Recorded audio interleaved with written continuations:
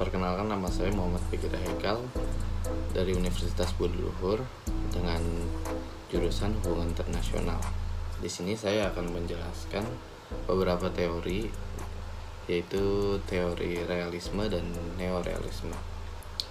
Dan yang pertama, saya akan menjelaskan tentang realisme. Apa itu realisme? Realisme adalah istilah yang digunakan dalam berbagai macam disiplin ilmu dengan berbagai cara dalam filsafat. Realisme adalah teori ontologis yang bertentangan dengan idealisme dan nominalisme. Realisme berkembang dalam hubungan internasional sebagai penolakan terhadap idealisme pasca Perang Dunia Kedua. Kaum realis mengungkapkan bahwa para pemimpin memiliki kebebasan yang jauh lebih sedikit untuk mengatur dunia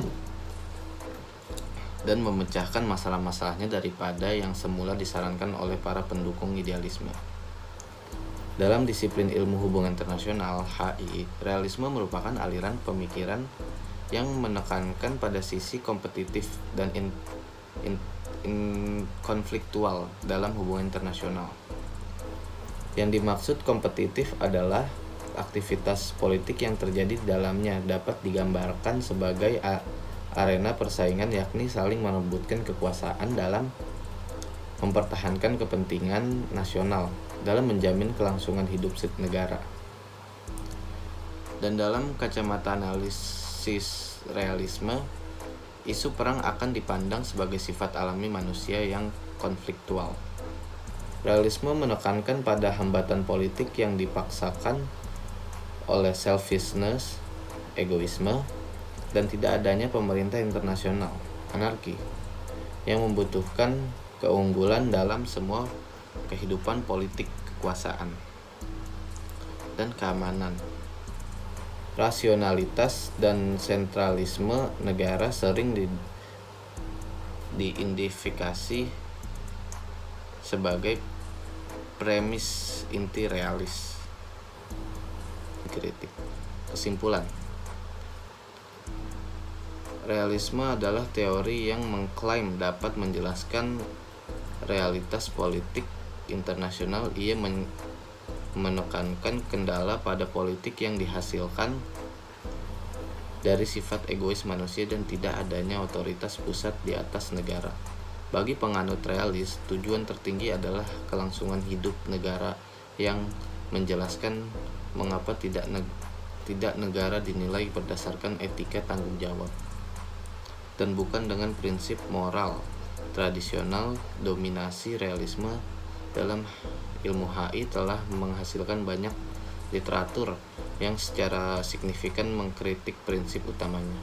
Namun demikian, terlepas dari kritik-kritik itu, realisme masih terus memberikan gagasan-gagasan yang akurat dan terus berkembang hingga tetap menjadi alat analisis penting bagi setiap penstudi hubungan internasional.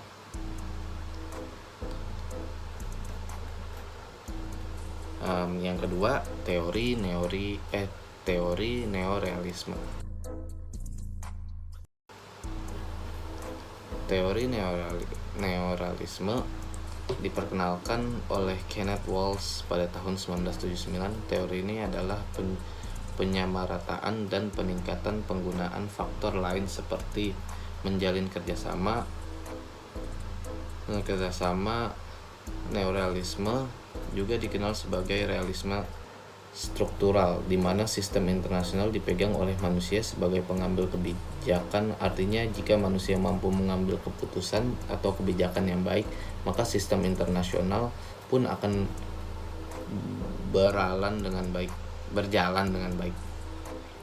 Teori neorealisme adalah perombakan dan pembaruan teori sebelumnya, yaitu realisme, di mana teori yang sebelumnya dianggap sudah tidak lagi relevan untuk menyelesaikan permasalahan hubungan internasional. Sebenarnya hampir sama dengan teori realisme, di mana neorealisme juga dipandang struktur dunia atau internasional dengan cara yang anarki. Perbedaannya ada di kerjasama. Neorealisme Berpandangan kerjasama bisa saja terjadi tetapi semata-mata hanya untuk mengejar kepentingan negara masing-masing. Walaupun negara bekerja sama, mereka tetap menaruh asa curiga satu dengan yang lainnya. Dan apabila kepentingan negara mereka tidak terpenuhi atau berbenturan, bisa saja terjadinya konflik antar negara.